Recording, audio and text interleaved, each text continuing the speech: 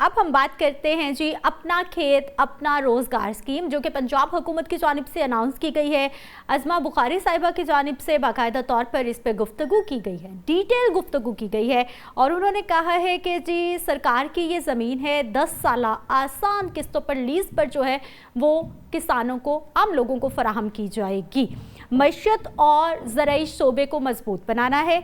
तकरीबन 160 अरब रुपए मालियत की सरकारी ज़मीन 10 साला लीज पे दी जाएगी, जिससे 88,000 से ज़ायद ख़ानदान मुस्तफ़ीद होंगे। सिर्फ काश्तकारी के लिए ये ज़मीन इस्तेमाल होगी और काश्तकारों को ज़मीन को किस तरह से बेहतरीन तरीके से इस्तेमाल करना है उसकी मतलब रहनुमाई भी फराहम की जाएगी, गाइडलाइन भी दी जाएगी। ज़मीनों के लिए ये बताया गया है कि अब तक 900 से ज़ायद दरख्वास्तें मौसूल हो चुकी हैं। किसानों को 25 से 40 लाख रुपए मालियत की ज़मीन फराहम की जा रही है। अब ये ज़मीनें कहाँ पर हैं, किस तरह से मिल रही हैं, क्या इसकी डिटेल्स हैं, इसी पे बात करेंगे। नसीम कुरैशी साहब हमारे साथ मौजूद है, सीनियर सहाफ़ी हैं, उनसे इन्फॉर्मेशन तो लेते हैं, लेकिन नसीम साहब से और अज़मा साहिबा से मैं भी ये कहना चाहूँगी कि कोई 2-4 किल्ले, कोई 1-2 मरब्बे मुझे भी दे दें, मैं भी वहाँ पे बच्चे कट्टे मुर्गियाँ शुर्गियाँ मैं भी कुछ कर लूँगी वहाँ पे। तुम ये बताओ कट्टे को पकड़ोगे कैसे? आप छोड़ दें उसको, आप मुझे ज़मीन दिलाएं जो हुकूमत दे रही है। ज़मीन मिल जाएगी, आपने एप्लीकेशन दी है? कैसे देनी है बताएं ना। ये अपने ये जो है प्रोग्राम का नाम, ये प्रोग्राम गूगल करो, ये सामने इसका आ जाएगा सारा कुछ। ठीक है, वो ऐप आ जाएगी, अपना खेत अपना रोजगार। ज़मीनें हैं कहाँ पर? ये आपके पंजाब में है, आपके पंजाब में, साउथ पंजाब में है, मुख्तलिफ इलाकों में है, सरगोदा में है, इधर क्या कहते हैं रहीम यार खान की साइड पर हैं, राजनपुर की साइड पर हैं, भावलपुर की साइड पर हैं, मुल्तान के जनूबी पंजाब में, मुल्तान की साइड पर हैं, इस तरफ आ जाएं, मंडी बहाउद्दीन जेलम, इस तरफ जहाँ जहाँ सरकारी जमीन पड़ी है ना। लाहौर में कोई नहीं है?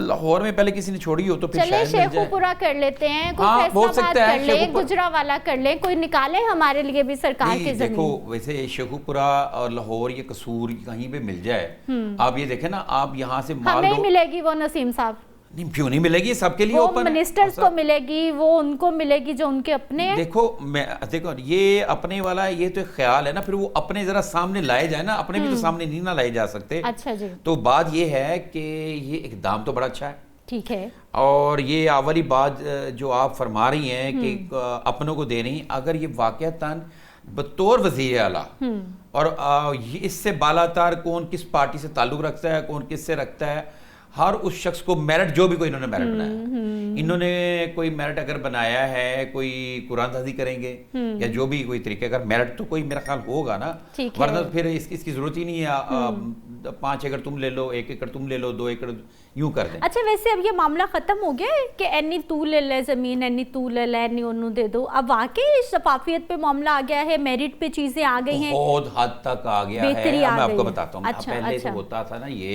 कि एक इलाके का MP MNA है, उसके आगे जो उसके आगे अपने सेक्रेटरीज हैं और आगे फिर काउंसलर्स हैं, वो अपने जानने वालों को लेकर पहुंच जाते थे और वो सभी कोई वो नवाज तक नहीं पहुंचता था, पड़ता था और वो हो जाता, नौकरियां भी दे दी जाती थी। ठीक है, अब चीजें आ गई सारी ना, कंप्यूटराइज डिजिटलाइज हो गई, आगे हो गई, डिजिटल हो गई, मतलब इवन कि अब ये एप्लीकेशन भी ऑनलाइन दी जा रही किसानों से, हालांकि किसी को पता भी ना हो कैसे करना, वो कहीं जाएगा इजी पैसा वाला ही और ये उसी शॉप पे, जगह जगह दुकानें खुल जाती हैं, कहीं से भी वो करा लेगा।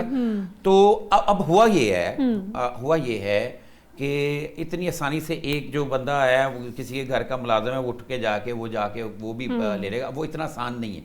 ठीक है, होता है मुबैना तौर पर बादल नजर में होता जरूर है, लेकिन वो बहुत कम है। लेकिन अब ये बहुत सारी चीज, यही तो एक इस मौजूदा गवर्नमेंट का, ये मरियम नवाज साहबा का ये इकदाम है कि बहुत सारी चीजों को उन्होंने शफाफ कर दिया। अच्छा, अब मुझे इस नसीम साहब चले मान लेते हैं कि शफाफियत हो गई, अब बेचारे किसी किसान को, किसी आम आदमी को मिल गई ज़मीन, अब वो उस ज़मीन पे क्या करेगा?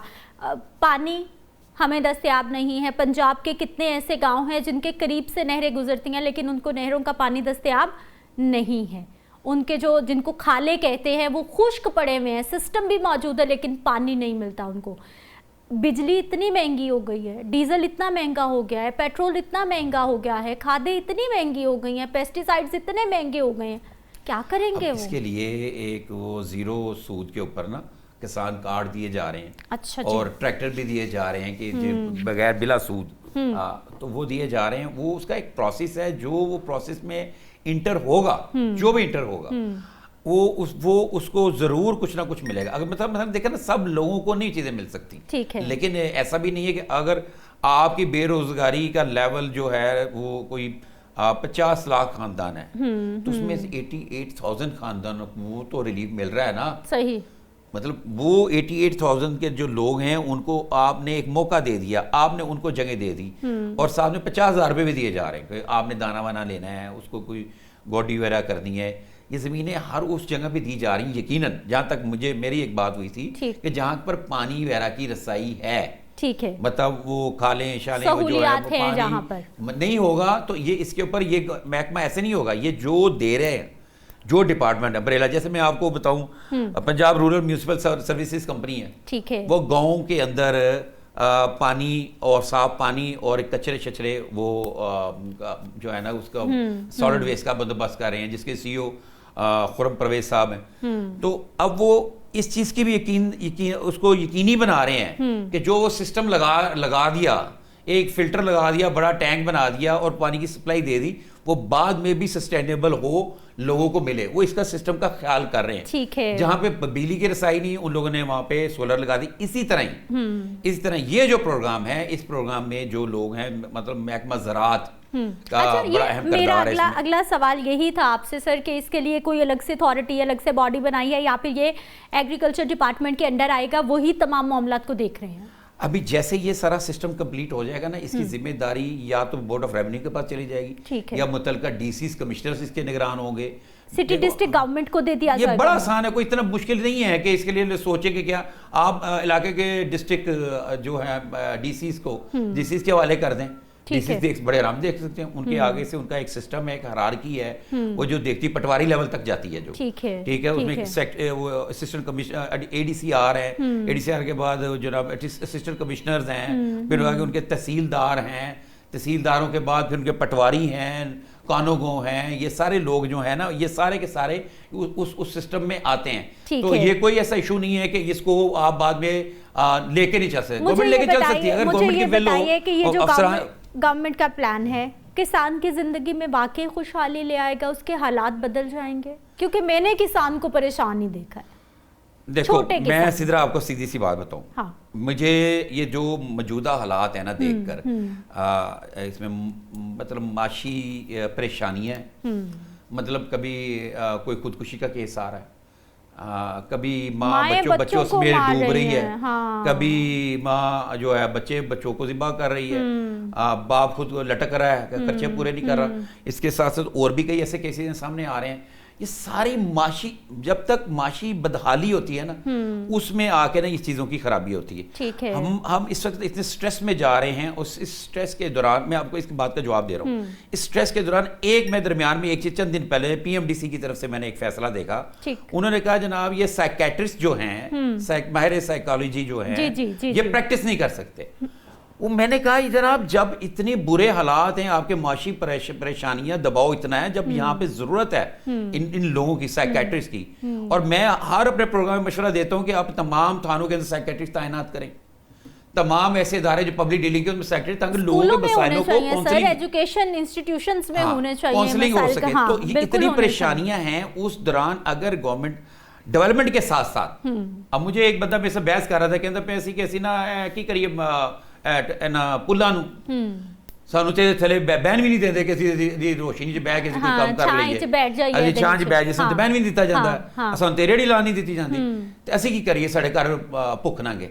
तो पता होता क्या है, होता है ये गवर्नमेंट अगर इसी तरीके से थोड़ा थोड़ा कर रही है काम, थोड़ा सा ये भी थोड़ा सोचे कि बिजली के बिल ज्यादा हैं, लोग किराए बढ़ गए हैं, लोग नौकरी में, लेकिन लोगों की जो वो तनख्वाह वो नहीं, कैसे सोचे हुकूमत लेवी टैक्स तो इकट्ठा कर लेना, इंटरनेशनल मार्केट में पेट्रोल की कीमत उतनी नहीं बढ़ती जितनी हमारे यहाँ बढ़ा देते हैं, 107 रुपए फी लीटर पे हम लेवी दे रहे हैं, वो गरीब का क्या कसूर है जिसकी 2 वक्त की रोटी नहीं पूरी हो रही?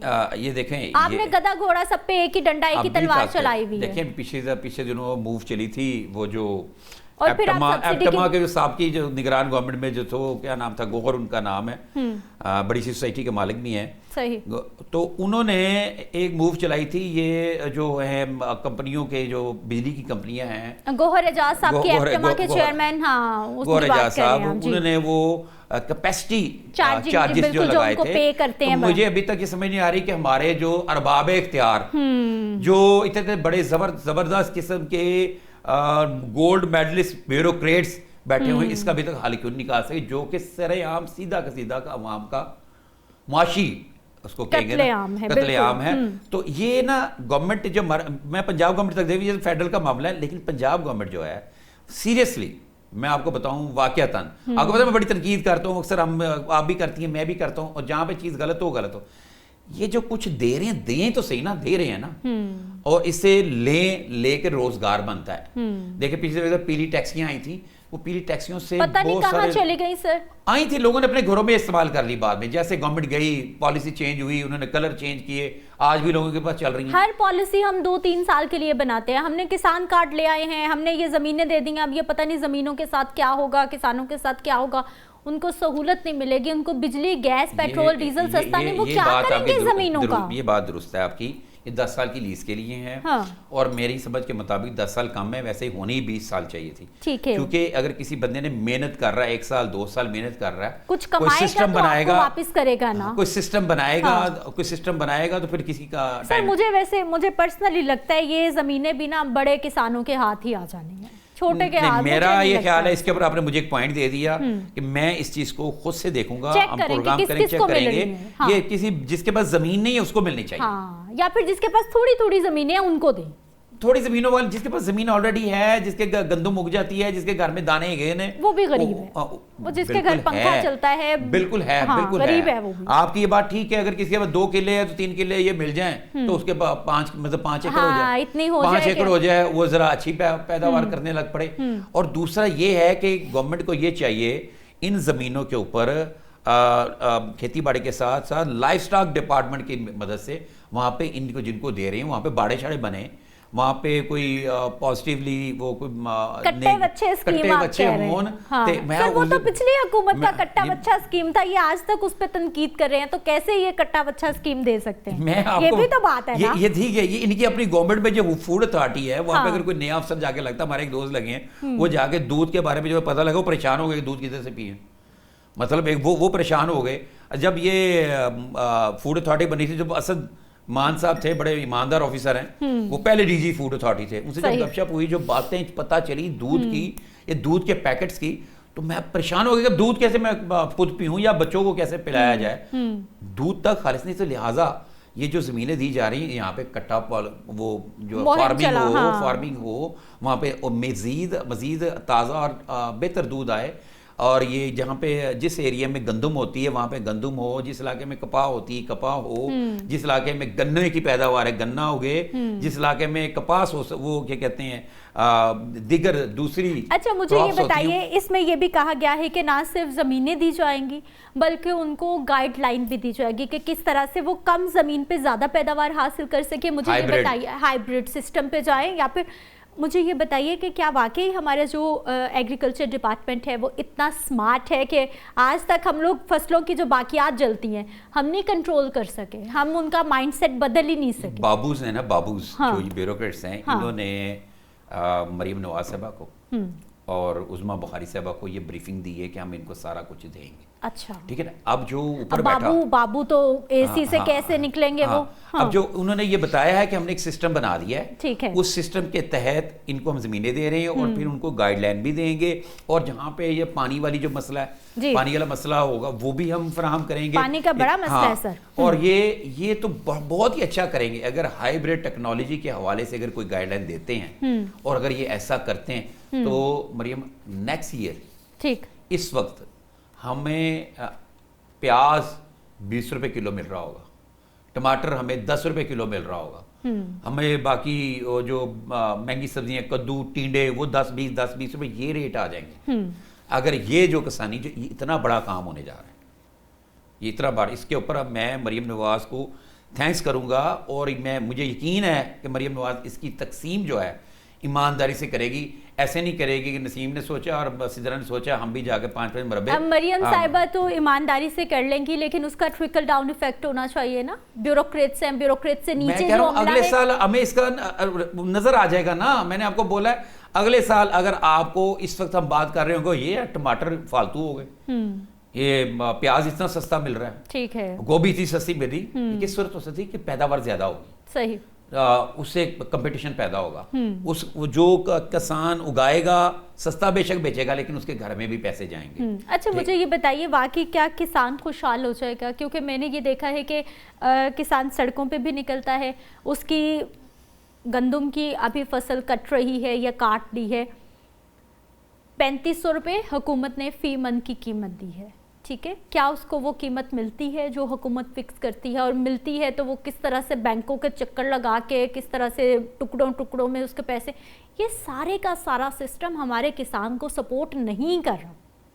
सिद्रा आपने गाँव में जाके कितने % किसान है सर जो हमें खुश नजर आते हैं? बिल्कुल दुरुस्त फरमाया आपने। ये जो आप बात कर रही है ना, ये इससे पहले जो डीसी थे ना सईद मूसा रजा, वो एक ऐसा सिस्टम कर रहे थे कि जो मिडल मैन जो आरती है दरमियान में मंडियों में जो कमाता है, जो मिडल मैन पैसे कमाता है किसान और खरीदार के दरमियान में जो होता है दुकानदार उसके दरमियान में होता है, तो उसको जो है ना साइड पर करना या उसका मार्जिन कम से कम करना, वो जब तक हैं जो खून चूसने वाली चीजें, कारोबार बने हुए हैं, बिजनेस बने हुए हैं, लाइसेंसी बिजनेस बने हुए हैं, लेकिन इसकी तरफ तवज्जो कोई नहीं दे रहा, तो ये चीजें थोड़ी सी कंट्रोल करने की जरूरत है। हमारे यहाँ पे ऐसा नहीं, किसान चीज 10 की बेचता है और हमारे पास वो 100 में कैसे पहुंचती है? मैं वही आपको करना। अब ये देखें, एक चीज याद रखिएगा, पाकिस्तान एक ऐसा मुल्क है और ये ज़रई मुल्क है, यहाँ पे कभी कहत नहीं आ सकता, या अपना ये हरम बंद हुआ और शोर पड़ गया और यहाँ तक हमारे यहाँ पे पैनिक हो गया, हमारे यहाँ पे स्कूलों की भी छुट्टियां हो गई और पेट्रोल भी बढ़ गया, जहाँ पे जंग हो रही थी वहाँ पे स्कूल चल रहे हैं, बिल्कुल चल रहे हैं, ठीक है। तो यहाँ पे शोर पड़ गया कि यहाँ पे कोई वो होगा, क्या कहते हैं, फाके हो जाएंगे, लेकिन मैं आपको ये बताऊं, ये जो हमारा मुल्क है, इस मुल्क में कभी भी फाके नहीं हो सकते, ठीक है, अल्लाह करे और ये जो पॉलिसियां गवर्नमेंट की हैं इसके बाद तो बिल्कुल फाके। नसीम कुरैशी साहब, बहुत शुक्रिया, आप हमारे साथ मौजूद रहे और गवर्नमेंट की जानिब से जो किसान को खुशहाल करने का प्लान बनाया जा रहा है, अल्लाह करे कि जो सोचा जा रहा है, जो डॉक्यूमेंट में, जो पेजेस पे नजर आ रहा है, हकीकत में भी वैसा ही हो जाए। मुझे इजाजत दीजिए, कल के प्रोग्राम में मिलेंगे अल्लाह के बाद।